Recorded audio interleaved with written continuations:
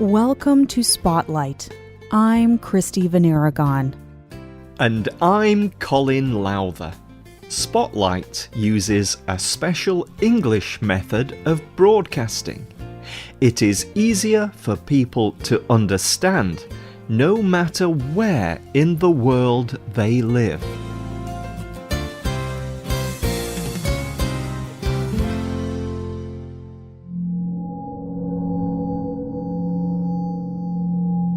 A guard stands alone on the outer walls of a castle. It is very dark. A bright torch burns above him, but it does not give enough light. He cannot see through the darkness. He shivers with the cold. He holds a long spear. It has a sharp metal point at the end. But he cannot keep this weapon still, as a guard should. He is supposed to be a brave soldier, but the cold and dark of this night make him afraid. Suddenly, there is a noise to his right.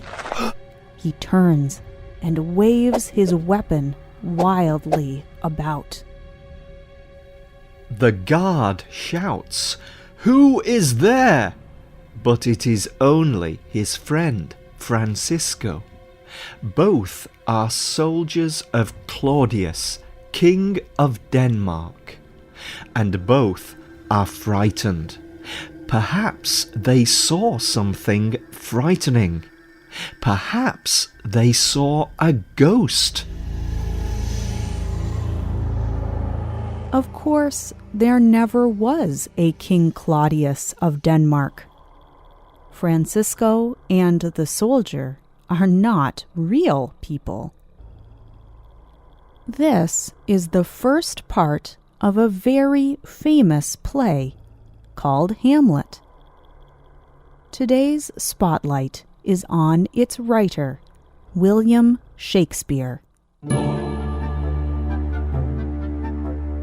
William Shakespeare is possibly the most famous writer of the English language. Many people who speak English have heard or read his plays. Some learn the words to his sonnets, special poems with 14 lines. There are celebrations of his work all around the world. Some actors only act in his plays. To many people, Shakespeare is no longer a man. William Shakespeare has become a legend. He is like the heroes in his plays. Shakespeare wrote his plays and poems 400 years ago in the early 1600s. He was popular during his life, but few writers are still popular after so many years. More than 400 years later, we do not know very much about Shakespeare. Bill Bryson is a writer. He wrote a book about Shakespeare's life. In his book, he said, "There remains much we do not know about William Shakespeare. We do not know, for example, exactly how many plays he wrote. We cannot even tell in what order he wrote them. No one has much information about Shakespeare, but we do know some facts. He was born in 1564 at a place called Stratford-upon-Avon, England. He married a woman named Anne Hathaway when he was 18 years old. Some years after that, he left Stratford. He moved to London. There he joined a theatre group called the Lord Chamberlain's Men. He began as an actor, but he also wrote plays. Soon he and his friends became very popular. They performed especially for Queen Elizabeth, who ruled England.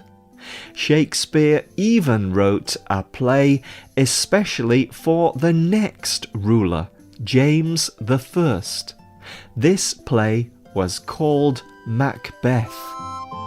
Shakespeare's first plays were about English history. For example, Henry V is about a war between the French and the English. But Shakespeare also wrote very funny plays called comedies. His most famous plays are tragedies like Hamlet. These plays deal with difficult situations, with love, desire, and revenge. Often they do not end happily. In Hamlet, the hero kills his father's murderer, but he and many people he cares about die in the process. Shakespeare died in 1616 at Stratford-upon-Avon. In 52 years, he wrote about 38 plays and hundreds of poems. Shakespeare was popular when he was alive, but after he died, something unexpected happened. People continued to perform Shakespeare's plays. At that time, most people did not read, but they remembered his beautiful language. Instead of forgetting about him, people decided they had not seen enough of Shakespeare. Shakespeare never disappeared. Today, people enjoy Shakespeare's plays all around the world. Shakespeare lovers visit his hometown. They even go to visit where he was buried. People who want to read one of Shakespeare's plays have to understand a very special kind of English. Shakespeare's English was not like the English people speak today. He used words that people do not use today. For example, the words orgulous and impetuous. Even many native English speakers do not understand him. This may also be because he invented many words.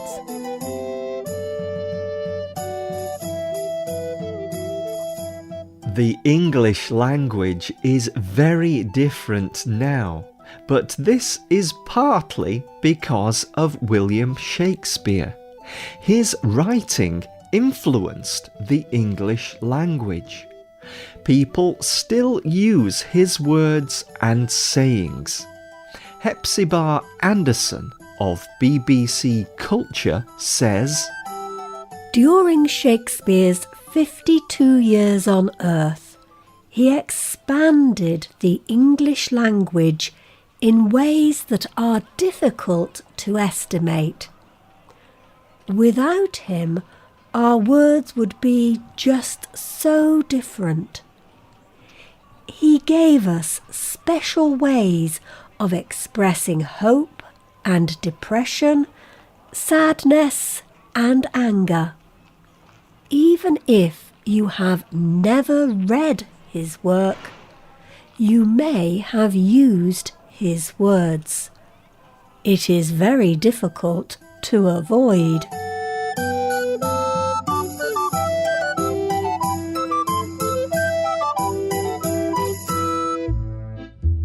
Shakespeare is not just important to English speakers.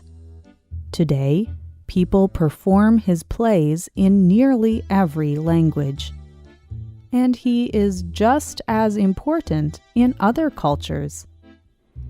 Germany has a long history of performing Shakespeare's plays.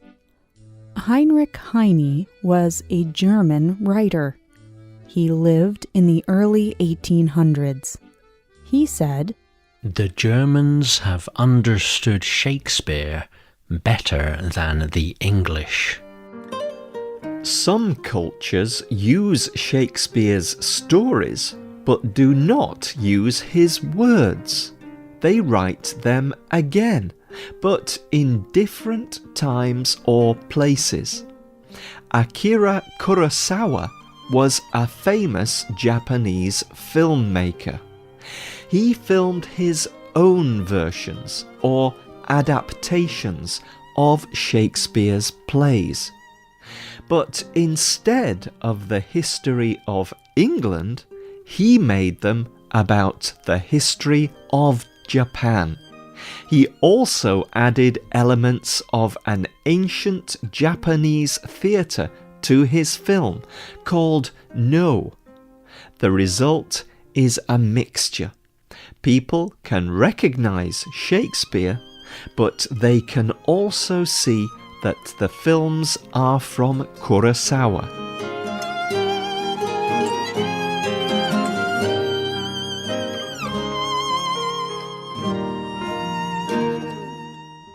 There is probably not just one reason why Shakespeare remains so popular through the world. Some say it is because of the beautiful language that he uses. Others say it is because he is an important part of English history. By now, his work is part of English tradition. But perhaps it is because Shakespeare understood human life. He wrote about situations that affect all people at any time and place. He wrote about families, about conflict, and about love. It has been over 400 years since he was born. But when people watch his plays, it is as if the world has not changed. There are parts of his writing that readers will always understand, and in this, he needs no translation. The writer of this program was Dan Christman. The producer was Bruce Golland. The voices you heard were from the United States and the United Kingdom.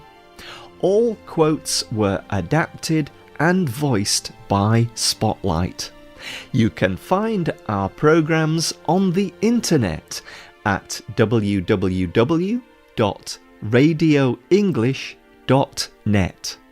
This program is called Shakespeare, Known and Unknown. We hope you can join us again for the next Spotlight program. Goodbye.